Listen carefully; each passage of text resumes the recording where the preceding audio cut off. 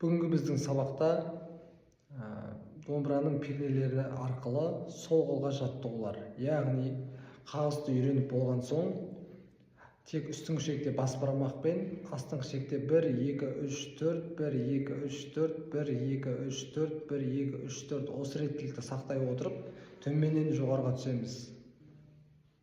Үстіңгі шекте бас бармақ қойылады. Төмен, жоғары, төмен, жоғары.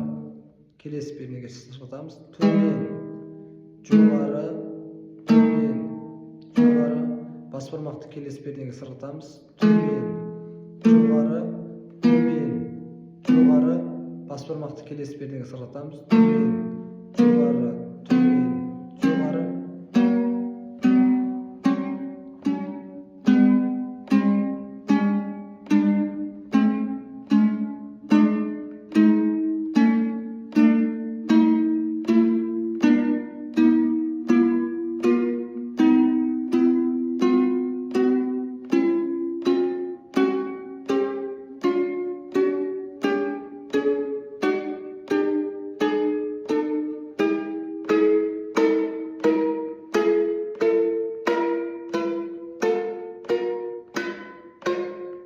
Осылайдан соңына дейін жалғастыратын боламыз.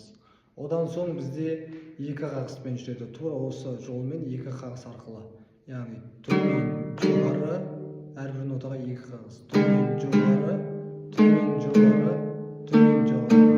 Бас бармақты сырғытамыз. Төмен, жоғары, төмен, жоғары, төмен, жоғары, төмен, жоғары. Одан соң үш қағыс арқылы жүреді. Төмен, жоғары, төмен, төмен, жоғары, төмен, төмен, жоғары, төмен, төмен, жоғары, төмен, төмен, жоғары, төмен.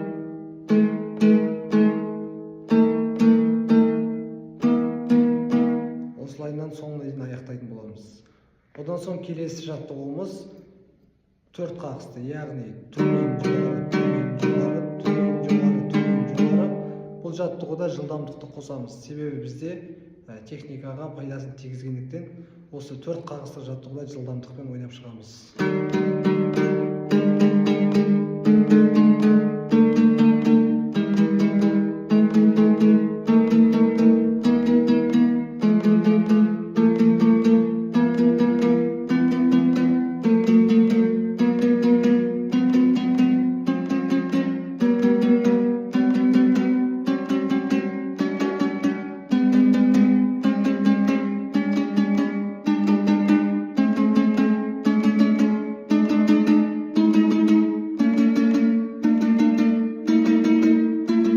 Берілген жаттығуларды ойнау арқылы, жаттығу жасау арқылы біз оң мен сол қолдың байланысын күшейтетін боламыз және де техникалық жағынан дамыта түсеміз.